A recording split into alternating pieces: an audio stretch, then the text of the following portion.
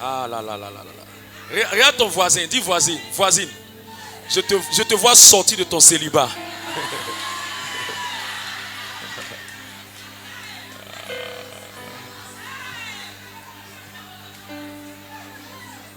Je te vois sortir de ton célibat. Au nom de... Alors, on va aller rapidement avec 3 à 4 portions d'écriture. Le thème, nous sommes dans l'année de la conquête. Et tous les thèmes que nous développons ont un lien étroit avec la thématique de l'année. Avec la thématique de l'année. Quelle est cette thématique? C'est conquérir toutes choses par la puissance de l'Esprit de Dieu. Alors nous voulons conquérir en ce mois la porte d'un mariage heureux et durable. Conquérir la porte d'un mariage heureux et durable. Conquérir la porte d'un mariage heureux et durable. Je ne te parle pas de mariage coco grillé. Je ne te parle pas de mariage coco grillé. Je ne te parle pas de mariage patate. Je ne te parle pas de mariage qui ressemble à des choses bizarres. Je te parle d'un mariage où tu es heureux et un mariage qui a une longévité. C'est la mort qui vous sépare.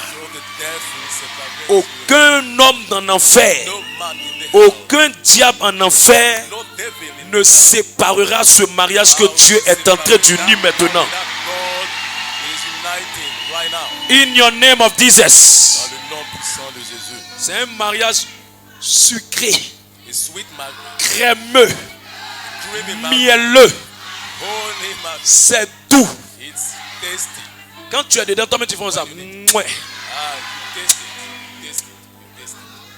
Il y a quelque chose qui rentre dans le cœur des célibataires comme ça. Ils sont là comme ça. Prends tes calmants. Jusqu'à la fin de ce mois-là. Ça va changer tout de suite. Ça va changer. Ça va changer. 1 Corinthiens le chapitre 16 verset 9. 1 Corinthiens le chapitre 16 verset 9. L'occasion m'est donnée pour vous montrer comment est-ce qu'on arrive à ouvrir une porte. Tout le monde veut se marier, mais tout le monde n'arrive pas à se marier. Tout le monde peut entrer dans le mariage, mais tout le monde n'arrive pas à trouver l'épanouissement et la longévité dans le mariage. Dans le mariage, le thème ne s'adresse pas seulement aux célibataires. Le thème est pour les célibataires. Le thème est pour les concubins. Le thème est pour les séminants et les séminantes.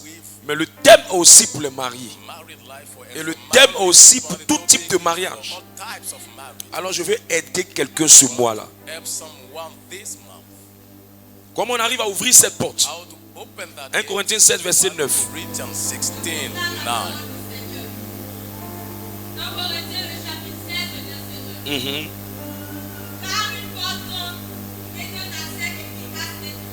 Une porte grande d'un accès efficace mais ouverte.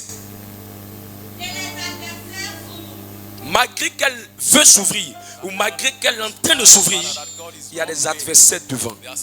En d'autres mots, ce qui a fait que la porte s'est fermée, c'est parce qu'il y avait des adversaires devant. Lorsque nous voulons conquérir quelque chose, c'est parce que nous avons vu des obstacles.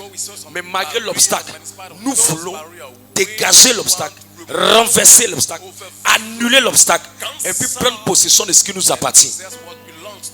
Quelqu'un est avec moi? C'est pourquoi Paul dit, il y a une grande porte, mais l'accès à cette porte-là est ouverte, mais il y a des adversaires après la porte. Et je vois Dieu, malgré ses adversaires, te donner la victoire dans le nom de Jésus-Christ. Apocalypse 3, verset 7 à 8.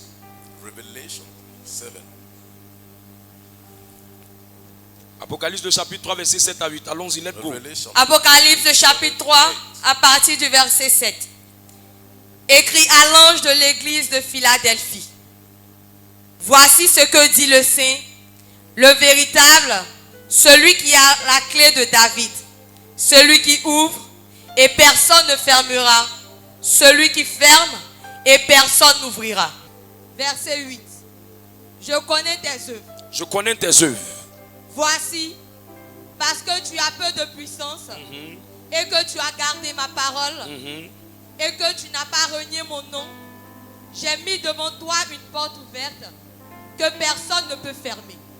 Une porte ouverte que personne ne peut fermer. Le texte vient pour nous dire que la porte que Dieu est sur le point d'ouvrir au travers de cette série d'enseignements-là, aucun diable ne pourra la fermer. Aucun démon ne pourra la fermer. Aucun démon ne pourra la maintenir fermée. In your name of Jesus. Écoute. Pourquoi nous parlons de conquérir? C'est parce qu'on sait tous qu'il y a des barrières, qu'il y a des obstacles. On parle de conquête lorsqu'il y a obstacle. Mais malgré l'obstacle, tu veux passer. Tu vas passer dans votre famille, on dit on ne se marie pas. Attends, toi tu as dormi dans cette fraîcheur-là. Non. Non. Si tu veux rentrer là-bas, il faut conquérir. C'est pas parce que dans votre famille on dit non que les femmes sont rentrées dans le foyer et puis elles ont été humiliées que toi tu vas t'asseoir et tu vas dire bon, ma vie va être comme ça. Si tu veux que ça change, tu dois rentrer en mode conquête. On parle de conquérir, que malgré l'obstacle, on va rentrer. Malgré l'interdit, on va rentrer. Malgré l'impossibilité humaine, on va entrer. Malgré que c'est inaccessible humainement parlant, nous allons ouvrir ça. Les hommes de conquête n'acceptent pas non comme réponse. Les hommes de conquête, qu'ils se tiennent aux portes, ils dégagent les barrières devant les portes et ils ont accès à ces portes. Voilà pourquoi on parle de conquête. C'est la conscience selon laquelle l'obstacle est là, mais nous on rentre. C'est dur, mais les dieux avancent. C'est compliqué, mais nous aussi, on va mélanger la situation. On dit non, mais nous on dit oui. On dit ça ne marchera pas, nous on dit ça va marcher. Ça veut dire je mets devant toi une porte que personne ne pourra fermer. C'est parce qu'il est conscient que la porte peut être fermée. Mais que Dieu te donne la victoire. Matthieu le chapitre 7. Verset 8. Matthieu le chapitre 7, le verset 8. Car quiconque demande reçoit, celui qui cherche trouve, et l'on ouvre à celui qui frappe. L'on ouvre à celui qui frappe. L'on ouvre à celui qui frappe.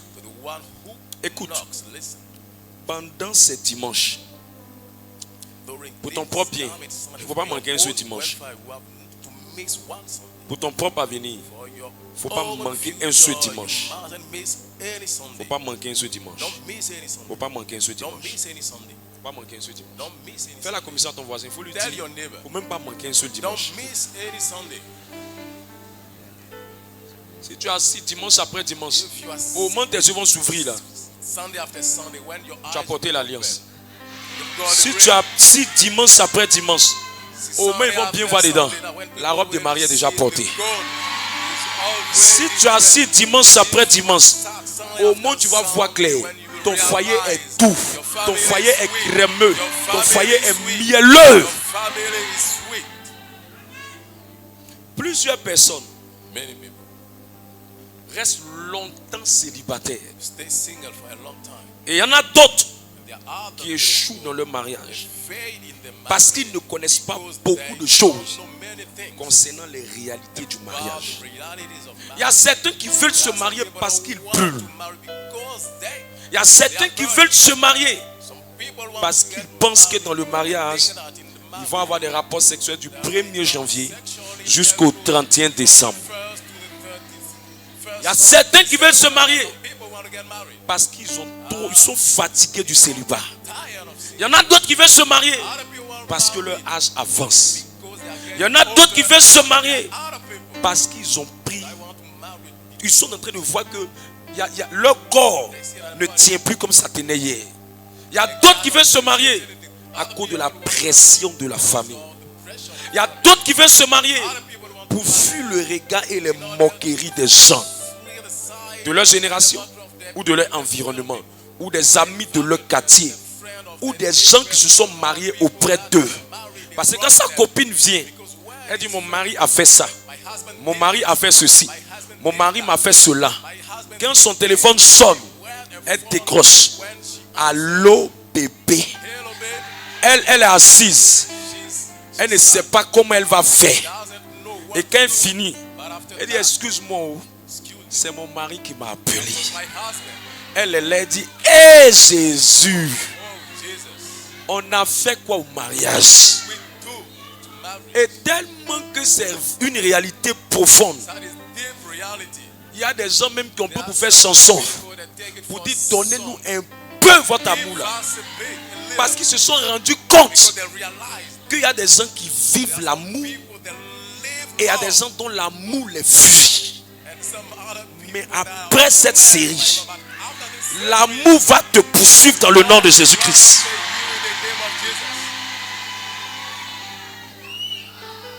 Des mariages échouent aussi parce que d'autres se sont mariés, mais malheureusement, ils veulent fuir ce foyer. Il y a d'autres qui attendent seulement la mort de leur femme. D'autres attendent la mort de leur mari pour être libres. Parce qu'ils n'étaient pas préparés à ce qu'ils voient dans le mariage. Ils sont choqués. Ils sont dépassés. C'est comme ça tu es. C'est comme ça tu fais. Je ne m'attendais pas à ça. C'est plus fort que moi. Donc c'est comme ça le mariage est. Foyer là, c'est comme ça c'est. Hey! Dans tout habitant là, dans tout ce monde là, c'est foyer comme ça là, moi je suis venu prendre pour main sur moi. Non, il faut que je quitte. Non, il faut que je sorte. Non, il faut que je m'échappe. Non, il faut que je sorte de cette situation. Et plusieurs n'ont pas eu la révélation, l'enseignement et la sagesse qu'il fallait au moment où il le fallait. Laisse-moi te dire, la porte d'une saison où le mariage va devenir extraordinaire est en train de s'ouvrir sur la destinée de ce ministère. Quand tu me dis amen, le ciel valide ça.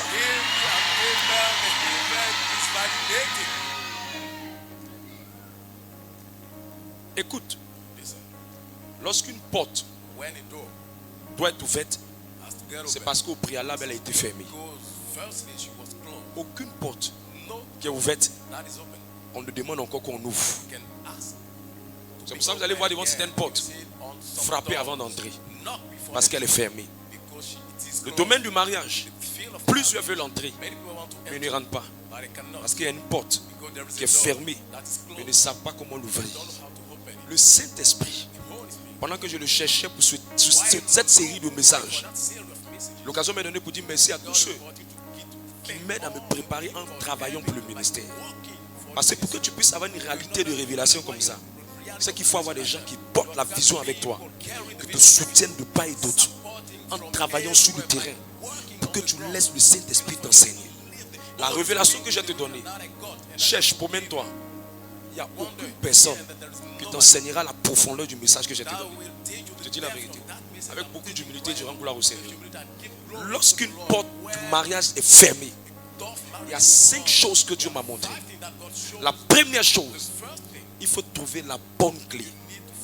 La bonne clé qui ouvre la porte. Mes amis, ce qui peut faire que toi tu cherches à te marier, mais tu n'arrives pas à te marier malgré que la porte est fermée, c'est que tu n'as pas trouvé la bonne clé. La clé qui ouvre le salon, ce n'est pas ça qui ouvre la chambre. La clé qui ouvre la cuisine, ce n'est pas elle aussi qui ouvre la chambre principale. Lorsque tu veux entrer dans un mariage heureux et durable, il y a un type de clé qu'il faut avoir. Il y a un type de clé qu'il faut avoir. Homme de Dieu, la clé c'est quoi? La clé, c'est la connaissance. La clé c'est quoi? La clé, c'est la révélation. La clé c'est quoi?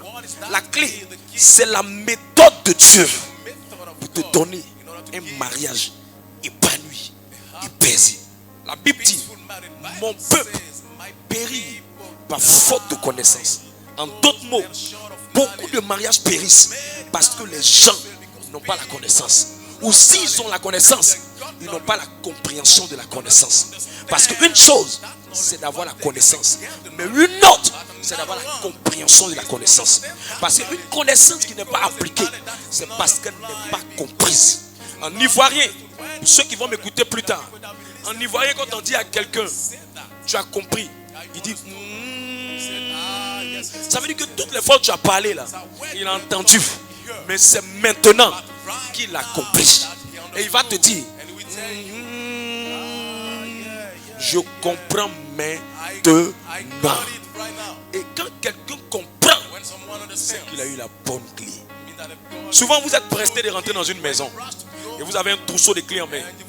Vous arrivez devant la porte, vous essayez par précipitation, elle ne s'ouvre pas. Et souvent vous regardez la clé, vous finissez par vous rendre compte en souriant, oh, je me suis trompé des clés. Et vous fouillez encore dans un autre trousseau, vous trouvez la véritable clé. C'est pas que la porte ne voulait pas s'ouvrir, c'est que vous n'avez pas la bonne clé pour ouvrir la porte.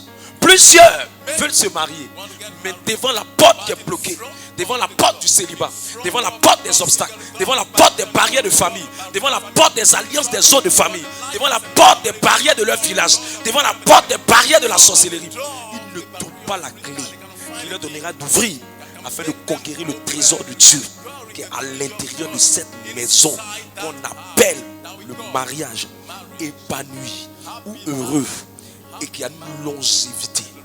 Père, donne à quelqu'un pendant ces jours et ces semaines la clé et la bonne clé pour qu'il puisse entrer dans ce mariage au nom de Jésus-Christ. La deuxième chose que je vais enseigner, plusieurs veulent entrer dans une maison, ils frappent à la porte. Mais ce qu'ils ne savent pas, c'est que la Bible dit en Matthieu 7, verset 7, demandez, l'on vous donnera. Cherchez, vous trouverez. Frappez, l'on vous ouvrira. Cherchez, frappez, l'on vous ouvrira. Il y a un moment dans votre vie, ce n'est pas parce que vous avez frappé que ça s'ouvre. C'est parce que l'on vous a ouvert la porte. L'on, c'est qui? Il y a un homme que tu dois rencontrer. C'est lui qui va te faire entrer dans le mariage. Tout le monde peut entendre ta voix, mais c'est un homme qui te marie. Tout le monde peut te draguer, mais c'est un homme qui t'amène à la mairie. Tout le monde peut t'apprécier, mais c'est un homme qui t'amène au mariage. Beaucoup de personnes ne trouvent pas leur long et elles sont devant la porte. Dieu dit ne rentre pas. Mais comme elle a entendu la belle voix de l'homme, elle dit je vais entrer. Elle dit je vais entrer. Elle rentre. Elle se rend compte que ce n'était pas l'homme qu'il fallait. La porte était ouverte, mais c'était le mariage de quelqu'un d'autre. Ce n'était pas ton mariage. C'était le mari de quelqu'un d'autre. Ce n'était pas ton mari. C'était le mari, la femme de quelqu'un d'autre. Ce n'était pas ta femme. C'est pour ça qu'il dit frapper. Mais la finalité, l'ouverture de cette porte ne dépend pas de vous, mais elle dépend de celui qui va vous ouvrir. C'est pourquoi à un moment donné, il y a des femmes qui sont restées longtemps célibataires. Pas parce qu'elles ne sont pas parties à des programmes de prière où l'onction du mariage est venue. L'onction du mariage est venue. Mais elles n'ont pas trouvé le conjoint de la destinée qu'elle les a menés au mariage. Malou Shabraïka Labayoto. Re Malou Sharibraïka. Père, je ne veux pas seulement prêcher. Je ne veux pas seulement enseigner. Qu'une sœur, une année je prêchais sur cette série. Une sœur est rentrée dans le ministère, en plein ministère. Quelqu'un s'est trompé de numéro, il a appelé. Et quand ce frère l'a appelé, ce frère dit s'est trompé. Et c'est dans trompé là, ils ont dit ils vont se rencontrer. Et quand ils se sont rencontrés, c'était le chemin. Aujourd'hui, cette sœur est mariée. Papa, que le même Dieu qui l'a visité, visite toute sœur, tout frère célibataire dans ce ministère. Afin que son statut de célibat soit changé en mariage. Donne-moi un amen comme le tonnerre.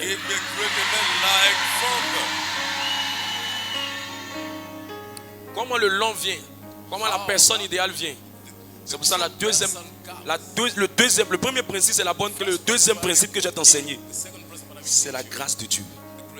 La grâce de Dieu. La grâce de Dieu. La grâce de Dieu. Beaucoup de femmes sont belles, mais elles n'ont pas la grâce de tomber sur la bonne personne. Jolie beauté, mauvais mari. Joli garçon, un beau gars, gros grain. Mais elle est tombée sur Jézabel. C'est par la grâce de Dieu dans votre vie que vous obtenez l'aide de Dieu et vous obtenez la faveur des hommes. Comment avoir ça? Je vais développer ça pendant plusieurs jours. Je crois que ça sera le dimanche prochain. La troisième clé, le troisième principe. Lorsqu'une porte est fermée, la porte du mariage, vous allez entendre des gens qui se sont mariés, mais leur mariage est venu par quoi? Le principe qu'on appelle le ministère de l'intervention angélique. De l'intervention angélique. Marie était tranquille. Et un ange va dire à Joseph, en Matthieu 1, verset 20, cette femme-là, il ne faut pas la laisser, il faut rester elle. Il y a des hommes qui ont mis des femmes. La décision de mariage est venue par la visitation d'un ange. Et l'ange lui a dit, celle-là, il ne faut pas la laisser. Celle-là, il faut la marier. L'une-là, il faut le marier. La décision là, on ne peut pas expliquer ça. Humainement parlant, littéralement parlant. C'est pourquoi nous croyons par la révélation de la parole de Dieu que c'est le fruit du ministère de l'intervention angélique. Comment bénéficier de ce ministère? Je développerai ça encore le dimanche qui va suivre. Quatrième chose, la quatrième chose pour ouvrir la porte d'un mariage durable, c'est le principe du frapper. Le principe du frapper. Le principe du frapper. C'est quoi le principe du frapper? Souvent les barrières qui sont devant toi, elles ne sont pas liées à l'homme. Elles ne sont pas liées à la femme. Tu tombes sur la bonne personne. Tu tombes sur le bon conjoint. Tu tombes sur la bonne conjointe. Tous les feux sont verts. Il t'aime, tu l'aimes. Mais à un moment donné, il y a des batailles qui sont liées à tes fondements. La Bible dit, dans le psaume 11, verset 3, quand les fondements sont renversés, que peut faire l'enfant de Dieu? Pour traiter cette question, il faut frapper. Frapper, c'est quoi? C'est le ministère du combat spirituel. Il y a des combats qu'il faut faire. Comment tu fais pour combattre ce célibat? Comment tu fais pour combattre cette bataille au sein de ton foyer? Il y a des gens même qui sont rentrés dans le mariage, mais il y a des forces qui veulent te faire sortir. Il y a des mecs qui sont rentrés dans le mariage, mais il y a des palabres aujourd'hui, demain, qui ne viennent pas d'eux. Ils s'aiment vraiment. La preuve, ils font des enfants. Mais le problème, c'est qu'ils ne décident pas de rester ensemble. Ils ne décident pas de se calmer. Ils font palabres, mais l'enfant vient. Ça veut dire qu'à la base, les deux s'aiment. Mais il y a des combats qui sont spirituels. Et ça, il faut faire intervenir le ministère du combat spirituel. Et je vais t'enseigner comment faire pour vivre la restauration de tes fondements. Cinquième et dernier principe, c'est que la Bible dit que la femme sage bâtit sa maison. On ne tue pas dans le mariage parce qu'on est beau. On ne tue pas dans le mariage seulement parce qu'on est belle. Il y a un certain niveau de sagesse qu'il faut avoir.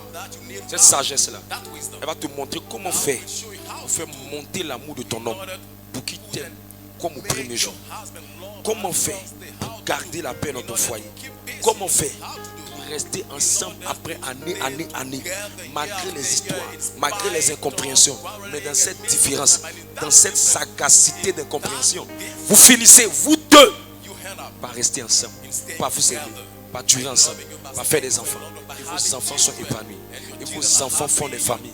Et les enfants de vos enfants font des familles. Et vous réalisez des choses. Vous bâtissez des entreprises. Je parlerai de tous ces sujets. Est-ce que quelqu'un est intéressé par ça? Dis-moi un amen puissant et merveilleux. J'aime ça. Alors je parle aujourd'hui de la bonne clé. La bonne clé. Matthieu 16. La bonne clé.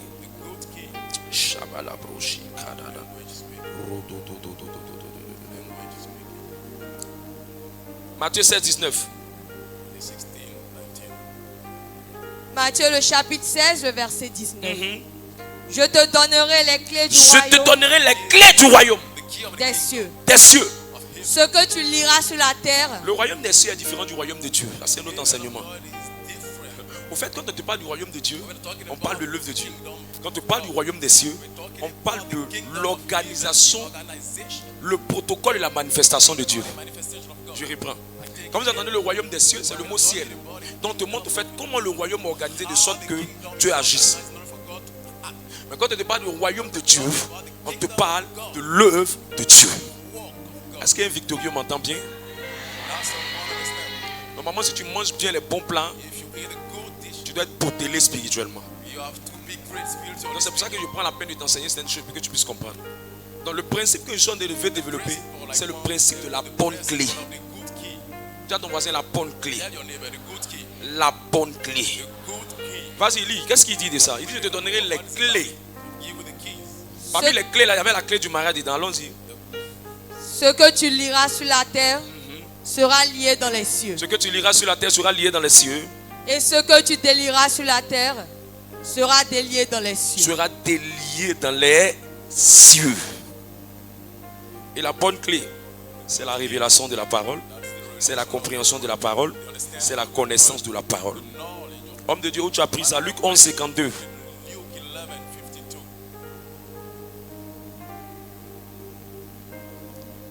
Luc le chapitre 11, le verset 52. Malheur à vous, docteurs de la loi, parce que vous avez enlevé la clé. Vous avez enlevé la clé de la science. D'autres versions disent la clé de la connaissance. Ça veut dire qu'il y a un lien étroit entre la clé et la connaissance. Vous êtes en train de suivre Dieu de façon religieuse, mais vous ne suivez pas Dieu par le niveau de connaissance. Vous ne suivez pas Dieu par la connaissance. Maman, ma vie est compliquée. Homme de Dieu, ma vie ne va pas. Mais ne sait pas qu'il y a une clé qui va débloquer le problème. Si Dieu agissait comme Yugu du marché, mes amis, même les mendiants allaient voir l'intervention de Dieu dans leur vie. C'est un protocole qui amène Dieu.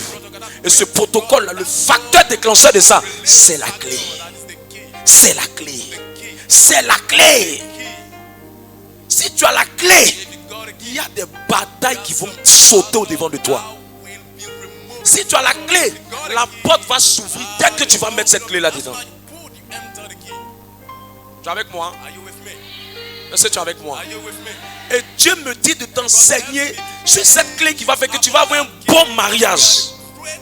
Un bon mariage. Un bon mariage. Seigneur, aide quelqu'un ici afin que son niveau de compréhension soit ouvert. Jean le chapitre 10, verset 7.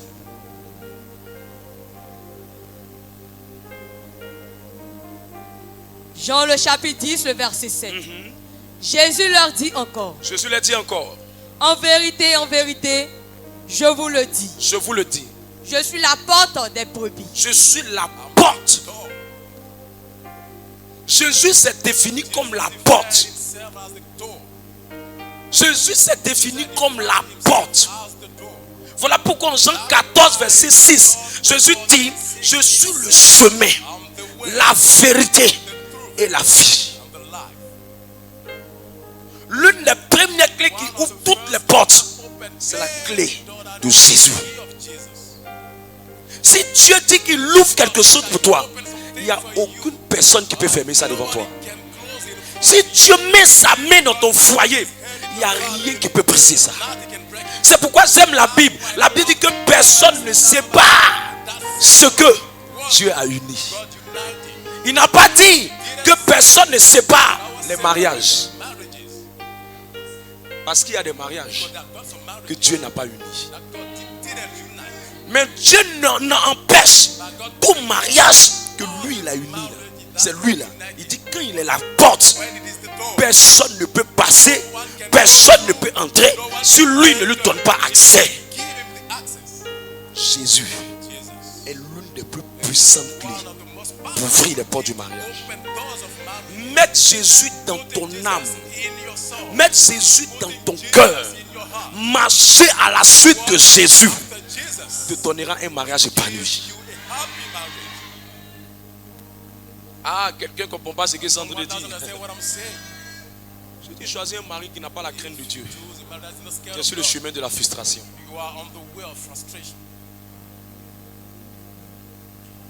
En ce temps dans lequel on est, tous les bébés qui sortent, regardez comment ils sont beaux. Ils sont jolis. Les enfants sont beaux. Les enfants sont beaux. Les filles sont belles.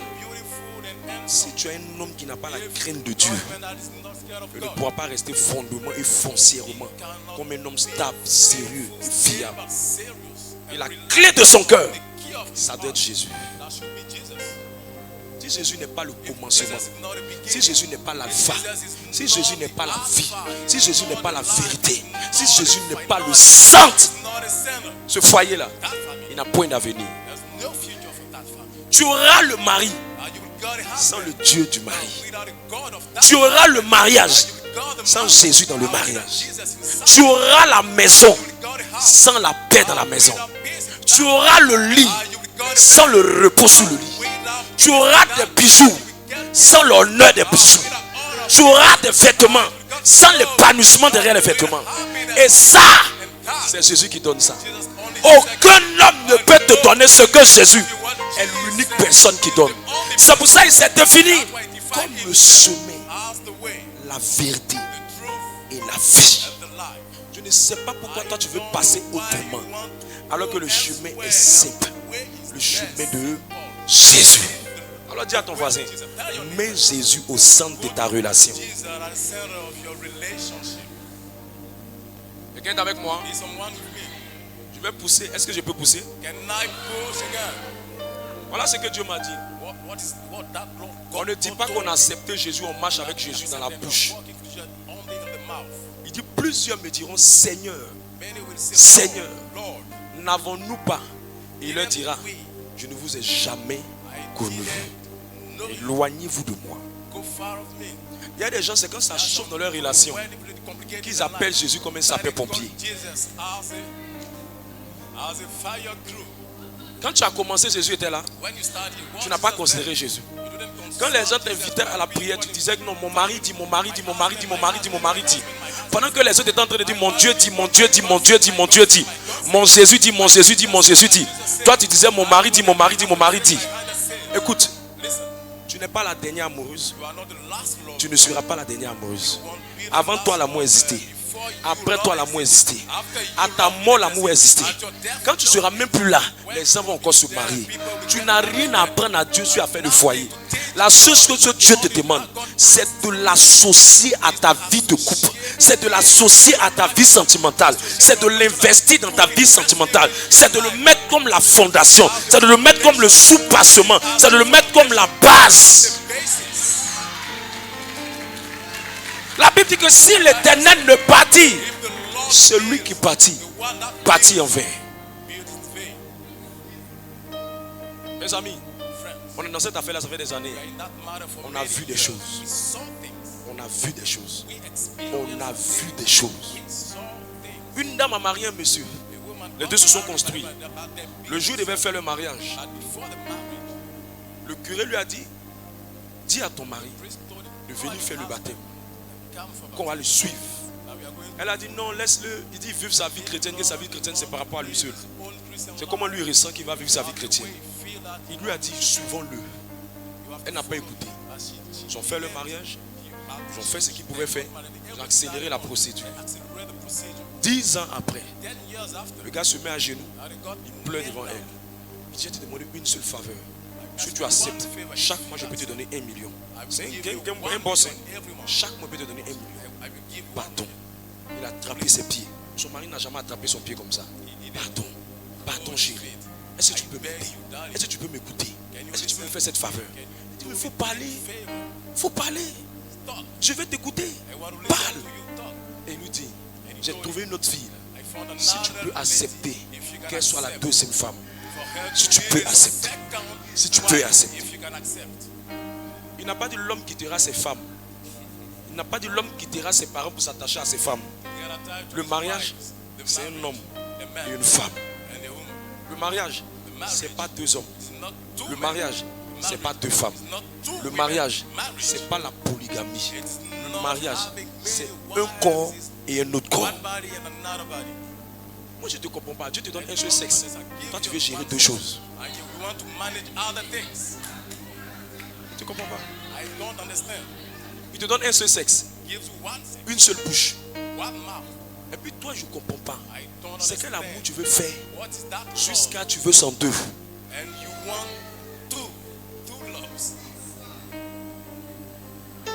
voisin, il est en train de te parler. Tu ne l'écoutes pas actuellement. Neighbor, listen to him carefully. He's talking to you. Écoute, Listen. la manière dont votre relation commence The way your relationship détermine comment elle va se starts terminer. determine the way that we finish. Une soeur a croisé un jeune homme. The system J'ai aimé beaucoup la fille en ce moment, ton débat de la communauté. J'ai beaucoup aimé la jeune fille là. Elle était vraiment très intelligente et puis elle aimait vraiment faire les. Elle venait vers nous régulièrement en prière. Et j'ai commencé à beaucoup à estimer la fille. Elle a rencontré un jeune homme. Le jeune homme voulait se construire. Il faisait les voyages, Maroc, Côte d'Ivoire, Maroc, Côte d'Ivoire, Maroc, Côte d'Ivoire. Et c'est dans ce mouvement de voyage là, il a décidé maintenant qu'il veut se caser. Il dit à la fille qu'il veut se caser. La fille a dit non, attendons. Tout l'argent du gars qui gagnait, il partait s'asseoir au niveau de 2 plateaux et passait le temps à manger, à boire, à manger, à boire, à manger, à boire, à manger, à boire. Ce qui a fait qu'elle est venue à la communauté, c'est sa maman qui l'a fait venir. Mais quand sa maman l'a fait venir, une jolie fille d'un teint clair, ici elle est devenue violet. Et ici était toujours clair. Ils avaient tellement bu. Et c'est son visage maintenant qu'il a frappé sur les portes de la boîte de nuit.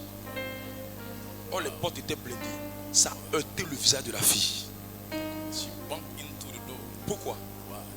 Parce que ce qui n'a pas commencé avec Dieu, ça ne peut pas tenir dans le temps. Ça ne peut pas tenir dans le temps. Quand Jésus dit je suis la porte, c'est la porte. Écoutez-moi bien.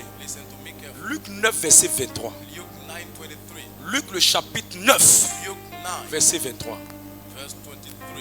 La première manière de mettre Jésus dans ta vie, c'est de laisser être le commencement. La deuxième manière de mettre Jésus dans ton foyer ou dans ta relation, ta future relation, est dans Luc 9, verset 23. Luc le chapitre 9, le verset 23. Puis il dit à tous. Il dit à tout le monde. Si quelqu'un veut venir après moi. Si quelqu'un veut me suivre. Qu'il renonce à lui-même. Qu'il renonce à lui-même. Qu'il se charge chaque jour de sa croix. Qu'il se charge chaque jour de sa croix. Et qu'il me suive. Et qu'il me suive. Waouh, ce texte est très puissant. Au fait, le résumé de ce texte, qu'est-ce que ça veut dire? La deuxième manière de suivre Jésus, c'est de développer la maturité. Dieu vous apprécie pas sur la base de combien de fois vous allez à l'église, mais Dieu vous apprécie sur la base de votre niveau spirituel. Et on voit ton niveau spirituel par ton niveau de maturité. Le mariage n'est pas pour les bébés. Le mariage n'est pas pour les gamins. Le mariage n'est pas pour les enfants. Le mariage n'est pas pour les enfants. Deux personnes de mentalités différentes, d'ethnies souvent différentes, d'éducation différente, de villages différents, de fondements spirituels différents, d'enfance différents, qui doivent se mettre ensemble, s'harmoniser et puis former une seule chair. Même des choses même qu'on regarde dans le monde naturel, c'est pas aussi facile. Écoute, tu peux avoir un mauvais patron, c'est pas bien grave, tu peux gérer, parce que toi ton patron, vous allez rester ensemble du lundi au vendredi. Tu peux avoir un mauvais collègue qui t'énerve, vous êtes ensemble seulement du lundi au vendredi. Mais si tu es un mauvais mari ou mauvaise femme, vous êtes ensemble jusqu'à ce que Jésus revienne. Et puis le con, matin tu la vois, le soir tu la vois, matin tu la vois, le soir tu la vois. Vous dormez sous le même lit. Si tu es enfant, tu as l'humeur. Si tu es bébé, tu as regretté. Tu connais foyer. Tu penses que ce sont les enfants qui rentrent au foyer. Il dit l'homme quittera, la femme quittera. Il n'a pas dit des bébés, des gamins, le garçon, le jeune homme, l'enfant. Il dit l'homme. Mais tu as eu un mauvais mari. Il dit tu vas vivre l'enfer sur la terre.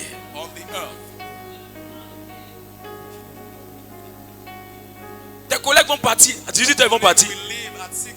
C'est le mauvais gars là que tu vas voir. Vous êtes ensemble tous les jours.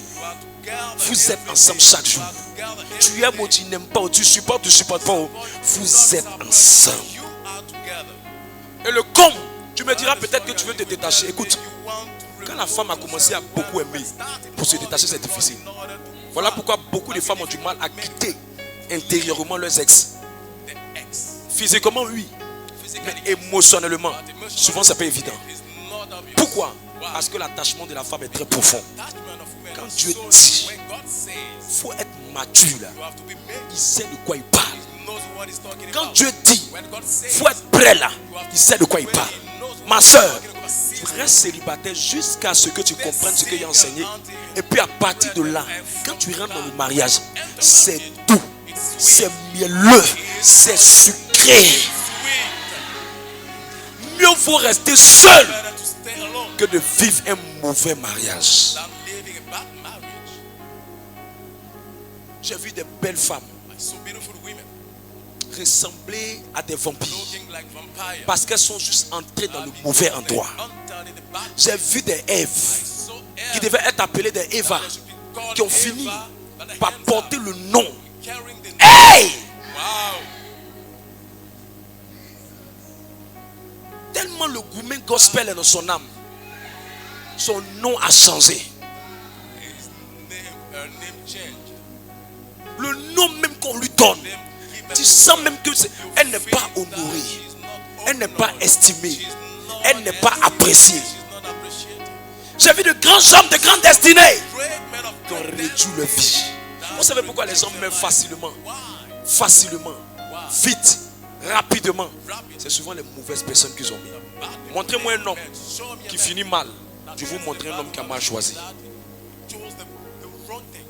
Le mariage est venu juste pour compenser les batailles de la vie. Mais si la personne même avec qui tu vas compenser les batailles là, c'est compliqué, tu vas regretter. Quand on te parle, tu dis que c'est nous on exagère. Quand on te parle, tu trouves que c'est nous qui sommes compliqués. Alors que tu ne sais pas qu'on vient te bagner de beaucoup de choses. Dieu voit le contenant dans le contenu. Dieu sait qui il est. Si quelqu'un t'a quitté en cheminement, bénis Dieu. Parce que quand on s'est déjà marié, on ne peut plus se séparer encore. Le chemin du divorce dans l'église catholique est très compliqué.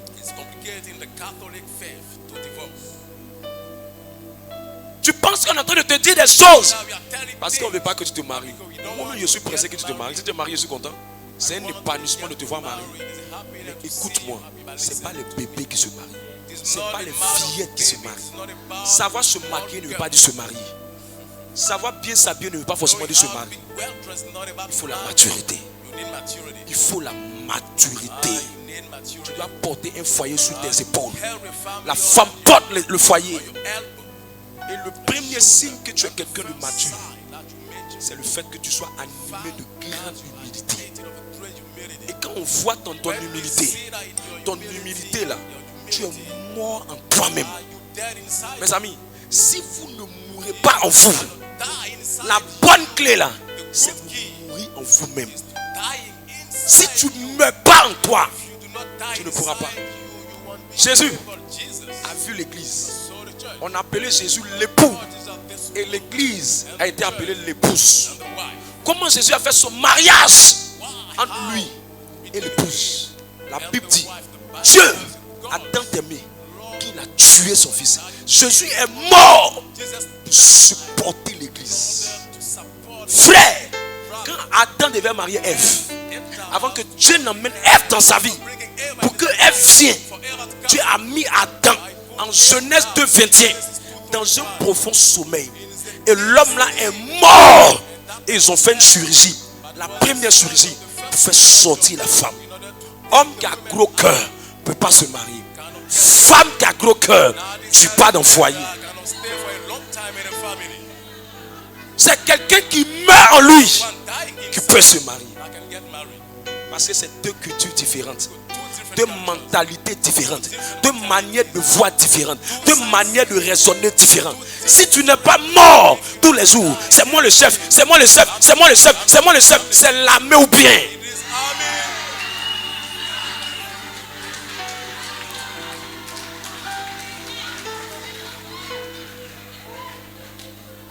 Si tu maries quelqu'un avec qui tu ne peux pas jouer, c'est un ring. C'est un ring, c'est comme militaire. Foyer comme militaire. Mais qu'est-ce qui fait ça? Il n'est pas mort, lui. Il n'est pas mort.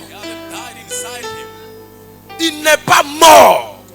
Il m'arrive des fois, je ne laisse jamais une histoire entre mon épouse et mon durée 3 jours. C'est mon alliance avec Dieu. Ça dure 3 jours. Jusqu'à ce que le 3e jour arrive. Elle n'est pas là, donc il peut parler de ça. Pour ne pas qu'elle fasse le malin. 3 jours. Quand le 3e jour arrive, que j'ai raison, que je n'ai pas raison, je vais m'abaisser pour dire réconcilions-nous. Si je ne suis pas mort, j'ai dit moi le bishop, moi l'homme de Dieu. Jésus m'a dit, si tu ne peux pas prendre soin de ta maison, tu ne peux pas prendre soin d'un ministère. Mais ce qui me fait faire ça, je suis mort. Je suis mort. Je suis mort. Je suis mort. Mes amis, insulter un mort au cimetière, il ne réagit pas. Tu es tellement rempli de toi. Tu n'as pas renoncé à toi. Elle me dit quoi? Elle dit quoi? Elle dit quoi?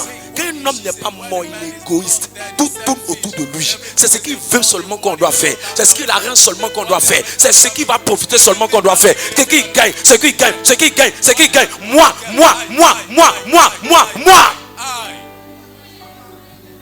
Si tu n'es pas mort, ça sera difficile. Il y aura des périodes où tu marches avec la personne. Toi, tu en viens, n'a pas envie. Il faut manager. Faut manager. Si tu n'es pas mort, tu vas dire jamais. C'est moi qui ai payé ta dot. Tu parles de quoi? Tu dis quoi ici? C'est moi ici. C'est moi cela. Tu seras un gamin emballé dans le rôle d'un papa. Tu n'es pas mort. Je dis, il faut rester seul. Fais ton commerce d'attiquer. Fais ton business fais ton travail. Va matin, viens le soir. Laisse affaire de mariage là. Tu n'es pas mort. Tu ne peux pas. Et plusieurs personnes, quand tu me regardes, ils disent, elle n'est pas encore morte. Il ne peut pas te donner son bon trésor. Quand il regarde son fils, et puis il regarde ton cœur, il dit, celle-là, c'est pas bon. Quelqu'un qui est mort est patient. Quelqu'un qui est mort supporte. Quelqu'un qui est mort, il gère. Mais quelqu'un qui n'est pas mort, il ne gère pas. Il est égoïste. Il veut tout faire comprendre. Tout ce qui l'intéresse, quand il rentre dans la maison, sa maison est devenue maintenant l'armée, sa maison est devenue commandement. Tout ce qu'il fait, tout ce qu'il arrange, c'est ça. Quand il veut, c'est tout. Il vient, il éteint la lumière, la lumière, la lumière, la lumière, la lumière. Tu sais ce qu'il veut faire en même temps.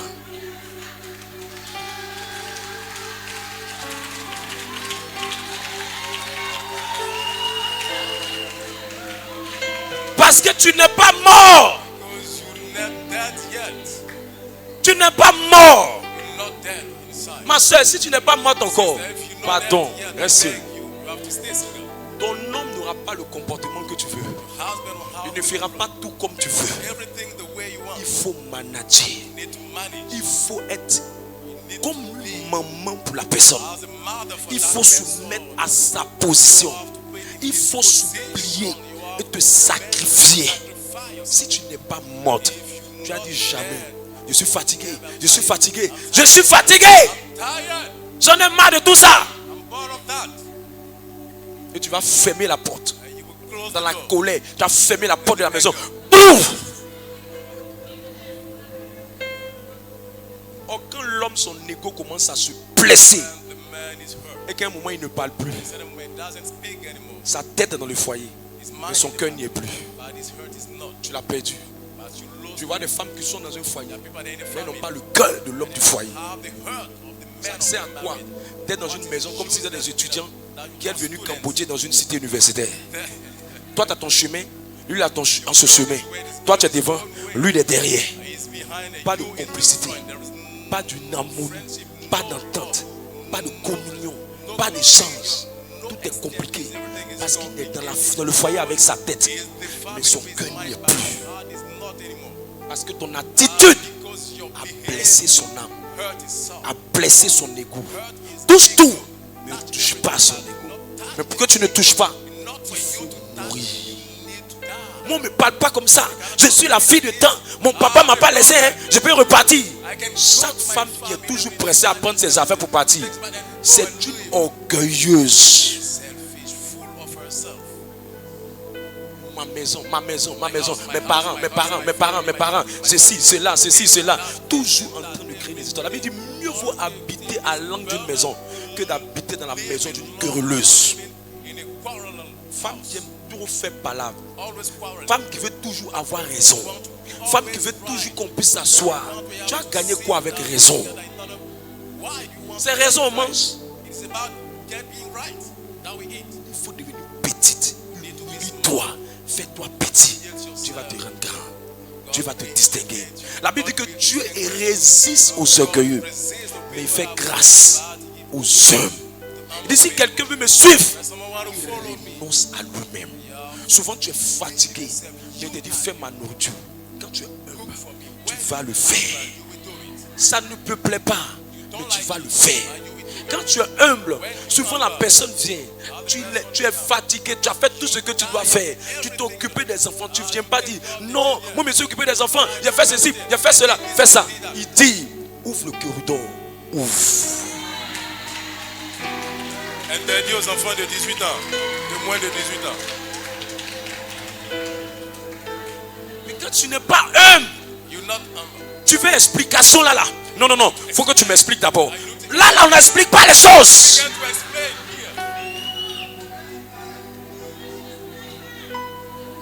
La nuit, là, toi, tu veux explication. Tu vas partir ailleurs. Avec les compliments des anges. Tu vas partir ailleurs. Tu vas avoir son corps dans la maison. Mais tu es en train de perdre son cœur. L'épanouissement ne vient pas parce que vous êtes là physiquement. L'épanouissement vient parce que l'engagement de son cœur est dans le foyer. Est le cœur de ton homme dans la maison. Que quand il sort, il a envie de venir à la maison. Parce que quoi? Tu es mort en toi-même. Tu sais gérer ça. Tu sais prendre les choses. On te dit une parole, la parole est blessante. Tu ne supportes pas, c'est vrai. Ça te fait mal. Mais tu cherches à utiliser l'âme de la femme. C'est l'âme de la maîtrise et de la douceur. Mais ça là, c'est parce qu'avant, tu es mort en toi-même. Écoute, si Dieu ne t'a pas transformé avant de te faire entrer dans le mariage va te transformer pour que tu tues dedans. Si tu ne te transformes pas pour durer dedans, tu vas sortir du mariage. C'est pour ça que vous allez voir deux personnes, deux catégories. Il y a des gens, Dieu les transforme par l'humilité et puis les fait entrer. Il y a des gens, Dieu les fait grâce. Ils rentrent avec un vilain comportement. Mais au fur et à mesure, ils font des ajustements. Ils font des transformations. Ils font une amélioration. Ils s'adaptent. Et finalement, ils deviennent meilleurs. La femme doit être une maman pour son mari. Le mari doit être le professeur de sa femme. Et pour mieux faire ça, il faut se faire petit. Tu te fais trop grand, tu ne pourras pas. Tu ne pourras pas. Tu ne pourras pas. Souvent tu veux que tout soit logique comme tu veux. Mais quand tu es brisé, tu comprends que la femme est émotionnelle. Donc même quand ce n'est pas logique, la personne te dit, tu es fatigué. Et la personne te dit, fais-moi un bisou. Quand tu es humble, malgré ta fatigue, tu fais la bise. Mais quand tu n'es pas humble, tu dis non. Hey, toi tu penses que c'est bisou seulement. Toi tu penses que c'est bisou seulement. Tu n'es pas mort.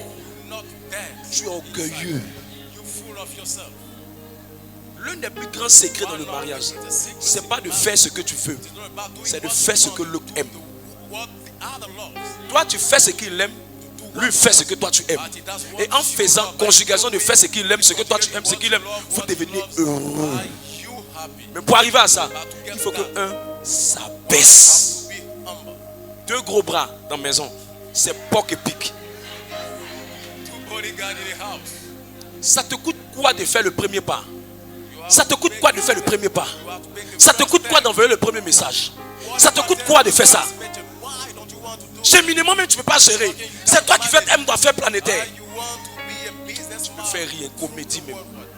Comédie. Cheminement tu ne peux pas gérer. À chaque étape d'une nouvelle dimension de ma vie, Dieu me confronte à un test dans mon foyer. Quand je réussis le test, je passe à un autre niveau. Je viens, Dieu m'utilise dans une telle cette dimension, mais derrière, et me prouver, pour voir, est-ce que tu es le prédicateur des gens? Mais en plus d'être le prédicateur des gens, est-ce que tu es le bon père de famille de la maison? Si tu es le prédicateur, tout le monde dit que tu es l'homme de Dieu, mais que dans ta maison, ce n'est pas extraordinaire, tu ne seras pas épanoui. Parce que la femme est un carburant pour la voiture de l'homme. Fais tout ce que tu fais. Si la personne avec qui tu es n'est pas épanouie, n'est pas heureux, tu n'auras pas un foyer tranquille. Tu n'auras pas un foyer tranquille. Tu n'auras pas un foyer tranquille. Tu es en train de souffrir gratuitement. Tu te promènes à Abidjan, tu es en train de chercher les marchés. Mon œil, la cheminante avec qui tu es là, elle n'est même pas contente. Tu gagnes marché. Tu gagnes marché. Tu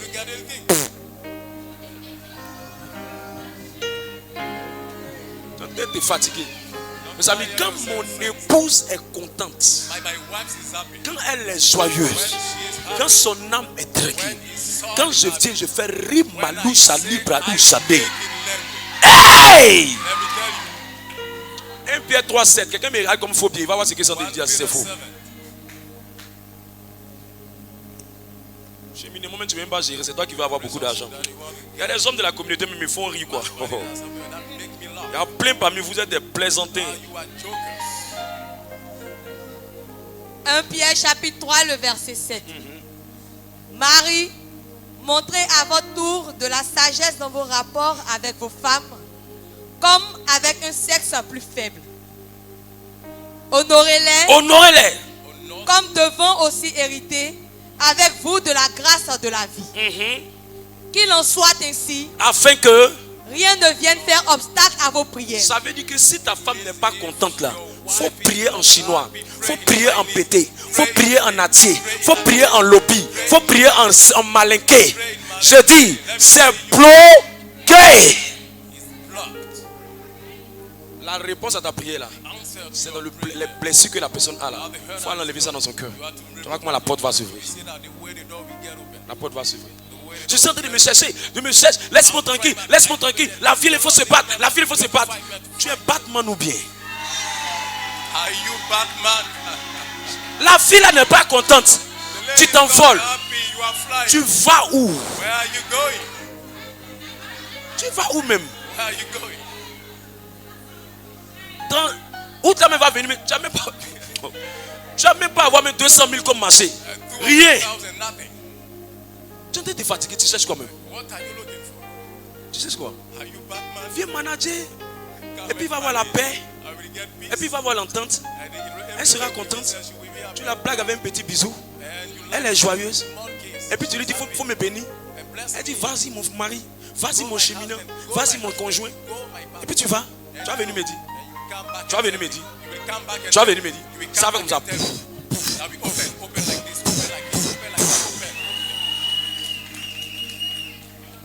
Je prie que l'histoire de quelqu'un change. Je prie que l'histoire de quelqu'un change. Je prie que l'histoire de quelqu'un change. Reçois sa faveur. Reçois sa grâce. Sois humble. Sois humble. Sois humble. On va s'élever, on va prier pour l'humilité. Trop de femmes sont orgueilleuses. Dieu ne veut pas te donner quelqu'un. Lui que tu veux là. Trop d'hommes aussi sont orgueilleux. Tu ne peux pas. Je sens ça fortement. Je voulais toucher le prochain point. Dieu m'a dit, il y a trop de cœur. Il y a des rancunes. Tu n'as pas pardonné à quelqu'un qui t'a fait quelque chose. Tu es fâché à ton mari. Tu n'apprécies pas certaines choses à ton cheminant. Tu n'es pas content de lui. Tu as ceci. Dieu dit, il faut décharger ça. Ne passe pas par le prochain point. Sinon, plein sont bloqués. Il y a d'autres même, elle a toujours le gourmet de son ex dans son cœur. Il faut le laisser, il va partir. Pourquoi tu regardes son statut? Tu cherches quoi? Tu cherches quoi? Faut pas, il va se marier. Pourquoi toi aussi tu ne te maries pas aussi? C'est quel problème? C'est quel problème?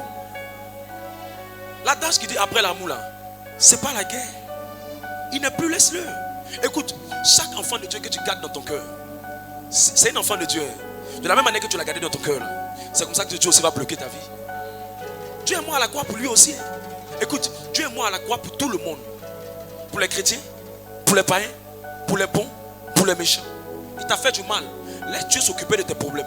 Mais toi, ne le maintiens pas dans ton cœur. Et tu le maintiens, c'est un signe d'orgueil. Parce que la rancune là, ça ne vient pas de Dieu. Et ça va le bloquer. Et quand ça bloque sa vie, toi aussi, ça va bloquer ta vie. Ça a bloqué ta vie. Libère-le. Libère-le. Libère-le. Libère-le. Enlève ce truc, tu es en train de regarder. Est-ce qu'il va se marier? Est-ce qu'il va se marier? Est-ce qu'il va se marier? Tourne la page. La meilleure manière de voir le futur, c'est de te séparer de ton passé. On ne peut pas aller de l'avant en regardant derrière.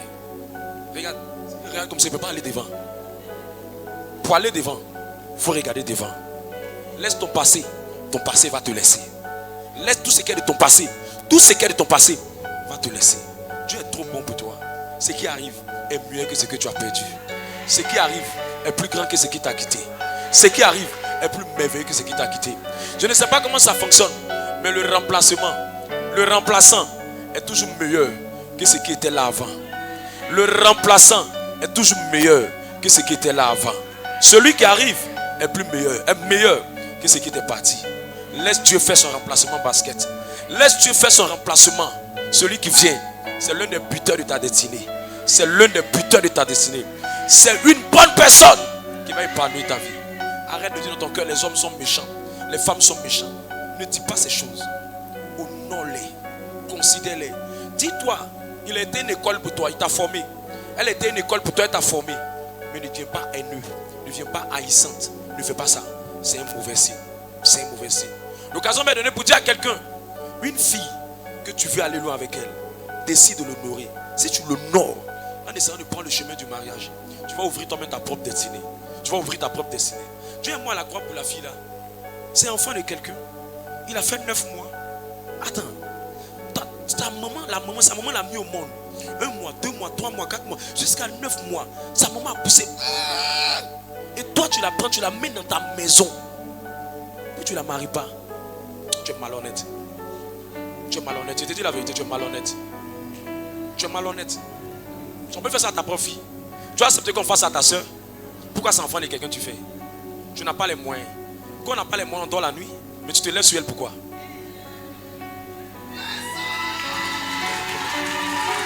Tu n'es pas bien. Tu n'es pas bien. La Bible dit, c'est pas moi qui ai écrit ça, que le mariage soit honoré de tous. Que le lit conjugal soit exempt de souillure. Même si tu n'as rien, tu peux au moins faire la dot. La dot. Vous faites la dot à 14h. À 16h, vous couchez ensemble. Si tu es trop pressé, au moins il faut faire ça. Mais ne perds pas le temps de la jeune fille là. Ne perds pas son âge. Ne perds pas son âge. Tout récemment, un chef d'État s'est marié. Une soeur a commenté en disant, oh garçon, pour lui est bien. Jusqu'à cet âge-là, il a pu encore se remarier. Nous autres, Dieu, tu ne nous vois pas aussi. Tu ne nous vois pas aussi. Mon frère, bloquer la vie de la fille là, c'est mauvais. Toi, tu as tout le temps pour te marier. Elle là, sa date de mariage là, est trop limitée. Et c'est trop sensible. Pardon, il faut décider de la marier. Va chercher la liste de sa dot et décide de la marier. Tu es pressé pour être homme de Dieu, pour être homme d'affaires, pour avoir ton concours, pour avoir ton examen, pour avoir une percée. Décide de le faire. Il y a un frère dans la communauté, aujourd'hui il m'a envoyé un message par WhatsApp. Il m'a dit, papa, mon concours est sur le point de marcher. Or je lui ai dit, tu vas passer concours là, ça ne va pas marcher. Ton problème c'est femme. Si tu vas commencer à te caser, tu vas voir. La même année, elle est venue me présenter la fille, j'ai prié pour eux. La même année, les portes de ce concours là sont en train de s'ouvrir. Plusieurs personnes ne vont pas se marier parce qu'ils veulent. Ils vont se marier parce qu'une saison est arrivée. Quand la saison arrive, c'est que c'est la saison où vous voulez avoir beaucoup d'argent. C'est la même saison, souvent tu veux que vous vous mariez vite. Parce que quand vous aurez beaucoup d'argent, vous ne trouverez plus la bonne femme. Toutes les mauvaises femmes aiment profiter des temps de gloire et elles n'aiment pas les temps de disette. Mais toutes les mauvaises femmes aiment profiter des temps de gloire, mais elles n'aiment pas les temps de disette. Mais les bonnes femmes, elles sont là dans les hauts, dans les bas, dans les hauts moments, dans les bas moments, dans les hautes saisons et dans les basses saisons. C'est pourquoi Dieu exige que tu te maries maintenant. Si tu m'écoutes, tu vas voir que la porte va s'ouvrir au devant de toi. Quelqu'un me donne un amen puissant. Alors lève la main. Mon Père, je te demande une chose. Transforme mon cœur. Rends-moi humble pour que mon mariage soit heureux. Mon Père, guéris ma vie de couple. Soigne ma vie de couple. Soigne mon cœur malade. Et aide-moi à être humble en cette saison. Dans le nom de Jésus-Christ. Commence à prier en battant des mains maintenant.